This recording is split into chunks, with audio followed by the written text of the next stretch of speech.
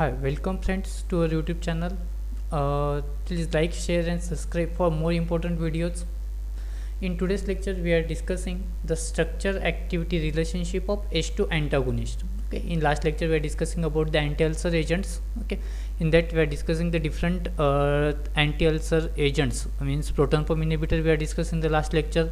H2 antagonist we are discussing in the last lecture. Okay, in that in today's lecture we are discussing the structure activity relationship of H2 antagonist. Okay, in last lecture we have discussed all these structures. Okay, with the general consideration we are also discussed in the last lecture, but as a repeat I will discuss it for structure activity relationship of H2 antagonist. So this the structure possibility of most H2 receptor can be represented by a basic heterocyclic ring. Okay, a flexible chain is there and polar group is there. अतः अब इसमें कैसा है कि basic heterocyclic ring तो चाहिए. अभी वो जनरली कौन सी रिंग होती है, दिस इमिडाजोल रिंग होती है. ओके, उसके बाद में फ्लेक्सिबल चेन होती है और पोलर ग्रुप होता है. अभी इसके अंदर अगर बेसिक हेटेरोसाइक्लिक रिंग अगर कंसीडर की तो कौन सी चाहिए, originally imidazole ring was found to be an active compound. For example अगर आप सिमेंटिडिन का स्ट्रक्चर अगर देखते हो तो सिमेंटिडिन के स्ट्रक्चर में कौन सी रिंग है, imidazole ring is there. Okay, तो अगर आप इमिडाजोल रिंग अगर उस स्ट्रक्चर में अगर डालते हो तो वो एक्टिव कंपाउंड करके एक्ट होता है एज अ H2 एंटागोनिस्ट.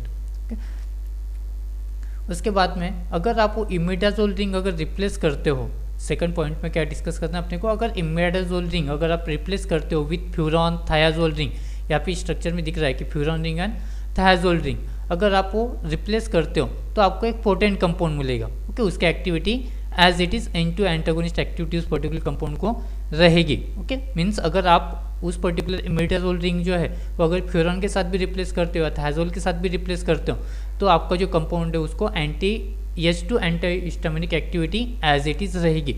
अभी आप अगर रैनिटिन का स्ट्रक्चर देखते हो या फेमोटिडिन का देखते हो तो रैनिटिन के स्ट्रक्चर के अंदर आपको फ्यूरॉन रिंग दिखती है और दिस पर्टिकुलर फेमोटिडिन के स्ट्रक्चर के अंदर आपको थायाजोल रिंग दिखते हैं. तो these are the two active H2 antagonist. Okay, इसका मतलब आप इमिडाजोल रिंग रिप्लेस करते हो विथ फिनार एंड थायाजोल, उसके साथ आप रिप्लेस कर सकते हो. ओके, अभी थर्ड पॉइंट अगर डिस्कस करना है तो थर्ड पॉइंट के अंदर क्या है कि introduction of the basic moieties like dimethyl aminomethyl और guanidine on the heterocyclic ring improves the activity. अगर आप फेमोटिडिन का स्ट्रक्चर अगर देखते हो तो यहाँ पे अगर आप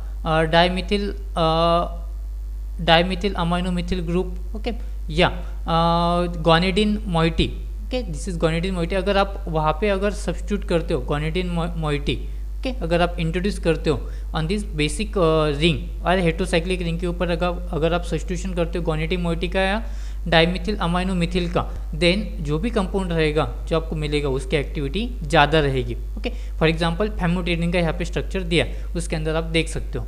उसके बाद में H2 antagonistic activity was proportional to the hydrophobicity. अभी इसका मतलब क्या है कि जितनी ज़्यादा हाइड्रोफोबिसिटी वहाँ पे रहेगी, जितनी ज़्यादा हाइड्रोफोबिसिटी उस पर्टिकुलर कंपाउंड की रहेगी उतनी ज़्यादा उसको H2 एंटागोनिस्टिक एक्टिविटी रहेगी. Means H2 antagonistic activity is directly proportional to the hydrophobicity of that particular compound. जितनी ज़्यादा हाइड्रोफोबिसिटी उतना ज़्यादा H2 एंटागोनिस्टिक एक्टिविटी. अभी ये हमने डिस्कस किया related to basic heterocyclic ring. आप बेसिक हेटेरोसाइक्लिक रिंग के अंदर क्या क्या चेंजेस वहाँ पे कर सकते हो. अगर आगे जाते हो तो फ्लेक्सिबल चेन आता है. तो फ्लेक्सिबल चेन के अंदर क्या है कि जो चेन आपको दिख रहा है इस पर्टिकुलर फेमोटिडिन या सिमेंटिडिन के स्ट्रक्चर के अंदर, ओके, तो यहाँ पे आपको 3 से 4 कार्बन का वहाँ पे चेन दिख रहा है. तो in that it comprises is either 4 carbon और 3 carbon long containing sulphur item. Okay, वहाँ पे आपको 3 या 4 कार्बन का चेन वहाँ पे मिलता है और उसके बाद में उसके अंदर क्या कि सल्फर आइटम वहाँ पे प्रेजेंट है. अभी यही जो चेन है 3 या 4 कार्बन की वो आप रिप्लेस कर सकते हो with rigid phenyl derivative. Phenyl derivative के साथ आपको रिप्लेस वो कर सकते हो. 3 से 4 कार्बन के आइटम जो है वो जो चेन है वो आप फिनिल रिंग के साथ रिप्लेस कर सकते हो. लेकिन अगर आपको सल्फर का प्लेसिंग करना है, it is next to the ring अगर रहा, मतलब जैसे कि it lowers activity, that means sulphur का आइटम कहाँ पे चाहिए, it is in between heterocyclic ring and phenyl ring. Okay, heterocyclic ring और फिनिल रिंग के बीच में आपको सल्फर आइटम वहाँ पे चाहिए. अगर आप जो 4 कार्बन का चेन अगर रिजिड फिनिल रिंग के साथ अगर रिप्लेसमेंट करते हो तो ओके उसके बाद में replacement of the by sulphur by methylene drops, मतलब मिथिलीन के ग्रुप के साथ अगर आप उस पर्टिकुलर सल्फर आइटम अगर रिप्लेस करते हो तो आपको एक्टिविटी जो है वो कम मिलेगी। Okay replacement of sulphur by methylene, it lowers the activity, drops the activity means it lowers the activity. Okay मतलब आप सल्फर आइटम मिथिलीन ग्रुप के साथ रिप्लेस नहीं कर सकते। ओके अगर आपने करने की कोशिश की तो उसकी वजह से क्या होगा, एक्टिविटी जो है वो कम होगी। और लास्ट पार्ट जो है that is polar functional group. Okay last part is that is और पोलर फंक्शनल ग्रुप। अभी पोलर फंक्शनल ग्रुप अगर आपने डिस्कस किया, so introduction of the basic group in the side chain such as, अगर आपने थायूरिया अगर वहाँ पे डालने की कोशिश की, साइनोगोनेडिन अगर डाला तो resulted in the potent compound. Okay जैसे सिमेंटिडिन के स्ट्रक्चर में आपको दिखता है। Okay cyanoguanidine moiety is there. Okay अभी सेकंड पॉइंट यहाँ पे कैसा है कि the orientation of dipole moment of cyanoguanidine, अगर साइनोगोनेडिन मोइटी अगर वहाँ पे है ओके तो उसका orientation of the dipole moment का ओरिएंटेशन कैसा होना चाहिए, it should be crucial which plays an important role in H2 antagonistic activity. और ऑप्टिमम एंगल कितना होना चाहिए, the optimum angle should be 30 degree. Okay optimum angle कितना होना चाहिए उनके बीच में, 30 डिग्री ऑप्टिमम एंगल वहाँ पे उसके बीच में होना चाहिए।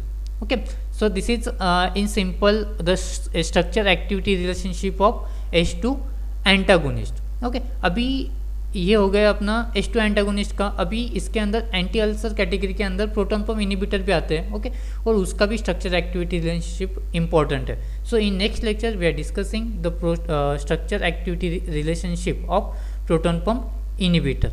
Okay thank you for watching this video. Please like, share and subscribe for more important videos related to pharmacy. Thank you.